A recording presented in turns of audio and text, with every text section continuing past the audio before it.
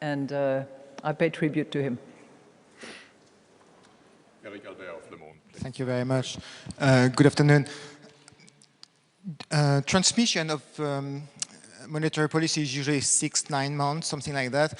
Your last cut was roughly 4 months ago, and yet monetary condition did tighten a little bit. Are you worried that transmission is hindered somehow, and therefore you're maybe not in such a good place? Or can you just describe what do you think of the transmission? And I just wanted to come back on growth and uncertainty. There's been a few good news, but does it really justify the kind of positive comments you've made about prospect for growth? It's always more fashionable to make negative comments whenever you have good news. That I understand. But when we have some good news, we have to also acknowledge and draw the consequences and see what impact it has. Because as I said repeatedly, and as we are determined, we are driven by data. We take into account all data, and we measure the impact that it has in terms of outlook, underlying inflation. And I come to you, the first part of your question, because as you know, we maintain this three-pronged approach that we have had to take into account inflation outlook, underlying inflation, and transmission of monetary policy.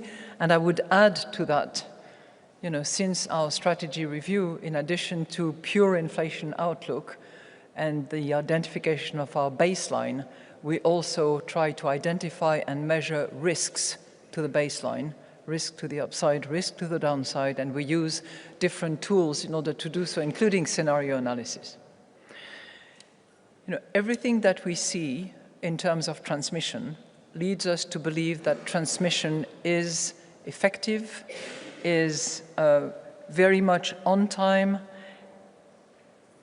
and the numbers that we see in terms of interest rates charged to corporates, interest rates charged to mortgages, lead us to believe that that transmission is not impaired at all, but is functioning well. We have seen two things in the bank lending survey, two things. One is that there has been a slight tightening of the credit terms by the banks, which was unexpected, and that is, in our view and on the basis of their response to our survey, caused by the more attentive measurement of risk of their customers, particularly in the corporate sector. And the second, which is twofold, but it's in relation to households, that interest rates has not budged. It stays at 3.3%.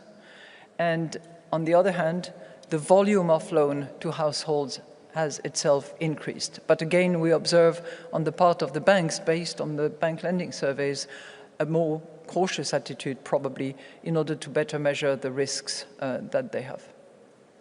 Thank you. Next question. Sorry, next question goes to Francesco Ninfo.